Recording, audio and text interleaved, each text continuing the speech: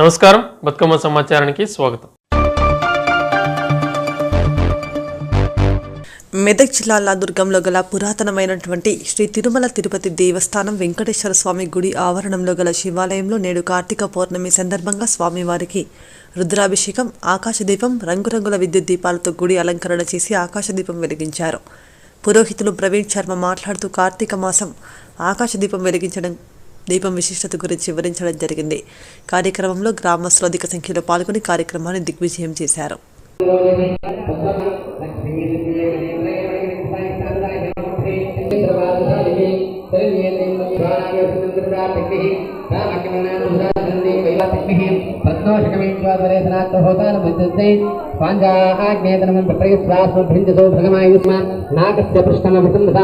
వైష్ణవీం లోక హిమాదయంతాం అధ్యాయనాయ విద్మహే కన్యాకుమారి ఓం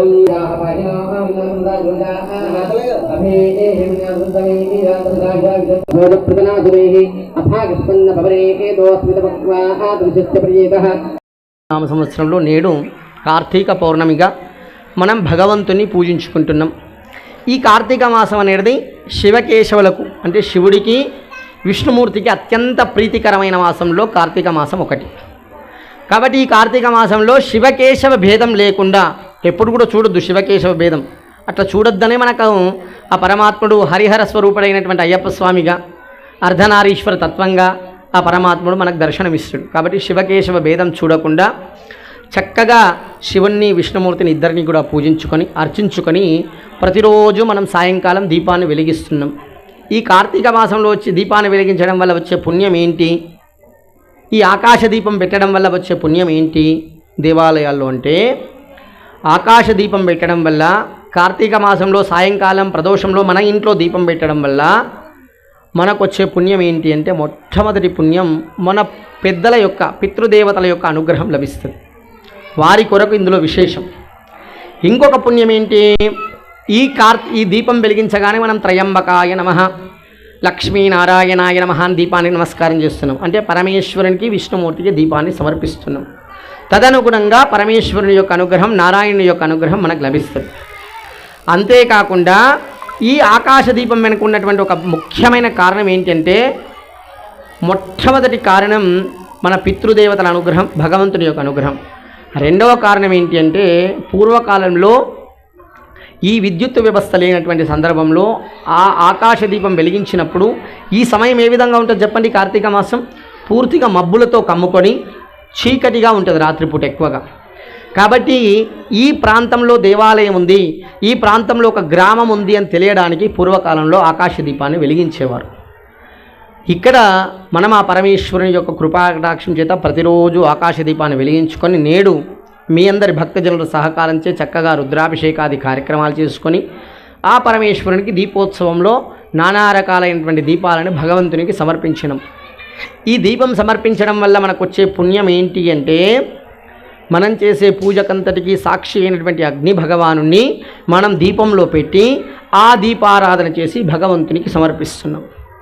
తత్ అనుగుణంగా మనం చేసే ప్రతి పుణ్యకార్యము యందు పరమాత్మ యొక్క అనుగ్రహం లభిస్తుంది. అంతేకాకుండా ఈ కార్తీక మాసంలోనే ఎందుకు దీపాలు పెట్టాలి అని ఒక చిన్న సందేహం కలుగుతుంది. మిగిలిన మాసాల్లో పెట్టకూడదా, మాఘమాసము ఇంకో మాసంలోనో పెట్టకూడదా అంటే, ఈ కార్తీక మాసంలో మన భూమికి దూరంగా సూర్య భగవానుడు ఉంటాడు. కాబట్టి ఏమవుతుంది, చలి పెరుగుతుంది. చలి పెరగడం వల్ల మానవులతో పాటు భూమి మీద నివసించే నానా రకాలైనటువంటి జంతువులకు ఇబ్బందికరంగా ఉంటుంది. కాబట్టి దీపాలు వెలిగించినప్పుడు ఆ స్థలం యందు ఉష్ణోగ్రత అంటే వేడి అనేది పెరగడం వల్ల ఆ వేడి వల్ల చలి తీవ్రత తగ్గి మానవులకు కానీ లేదంటే భగవంతుని యొక్క సృష్టి కార్యంలో వచ్చినటువంటి 89 లక్షల జీవరాశులకు కానీ ఈ చలి నుంచి విముక్తి లభించి, శరదృతువులో కార్తీక మాసంలో కలిగే చలి నుంచి విముక్తి కలిగించి ఎటువంటి రోగములు మనుష్యులతో సహా లెక్క పెడితే వివిధ జీవులకు ఎటువంటి రోగములు కానీ అనారోగ్య బారిన పడకుండా ఉండడానికి ఈ దీపం యొక్క ప్రథమ కర్తవ్యం. కాబట్టి నేను మాటిమాటికి చెప్పేది ఏంటి అంటే, దీపంలో వాడేటువంటి పదార్థము ఎంత చక్కటిది ఉంటే దాని నుంచి వచ్చేటువంటి దీపం యొక్క పొగ కానీ వెలుతురు కానీ మనకంత ఆరోగ్యాన్ని ఇస్తుంది. మన ఇంట్లో అయినా సరే చక్కటి తైలాన్ని అంటే చక్కటి నూనెను వాడాలి, చక్కటి నెయ్యిని వాడి దీపారాధన చేయడం వల్ల మనకు వచ్చే పుణ్యఫలం ఏంటి అంటే మొట్టమొదటి పుణ్యఫలం మనకు ఆరోగ్యం అనేది లభిస్తుంది. కాబట్టి ఆ పరమేశ్వరుని యొక్క కృపా కటాక్షం చేత మనం కార్తీక పౌర్ణమి పర్వదినాన నేడు ఆకాశ దీపంతో పాటు దీపోత్సవ కార్యక్రమాన్ని చేసుకొని ఆ భగవంతుని యొక్క అనుగ్రహాన్ని పొందడం జరిగింది.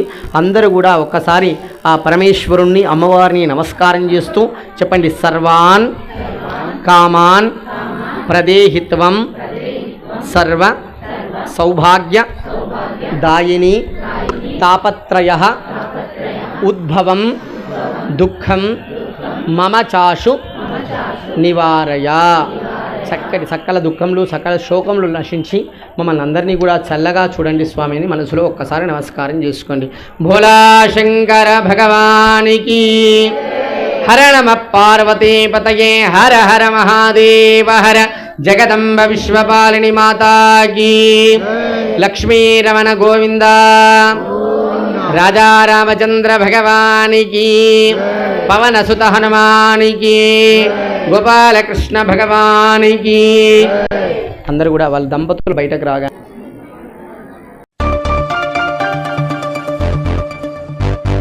కార్తీక పౌర్ణమి